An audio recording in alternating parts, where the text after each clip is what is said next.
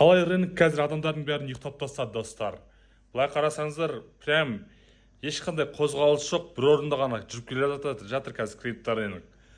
Прям адамдардың барлығы уже ұйқысы келіп, именно осы рынокта бәрі жүреді, скучно, былай айтқан кезде. И ешқандай жаңалық жоқ, не жоғары көтеріледі, не төмен түседі деген сияқты.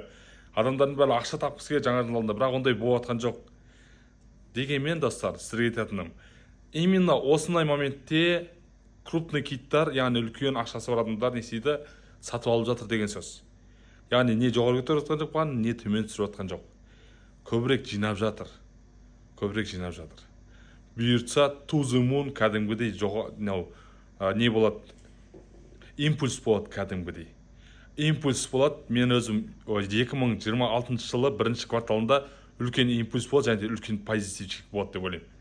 Сондықтан кім қазір кезде криптопортфель құрса, или мысалы қазір кімдер торговля істеуде, сіздерге айтатыным, толық білгілеріңіз десе, толық үйренгілеріңіз десе, осы не істеу керек қазіргі моментте төменге 2 деген цифр қалдырып кетіңіздер, тіркеліп кетіңіздер, және де достарыңызға жіберіп қойыңыздар осы видеоны.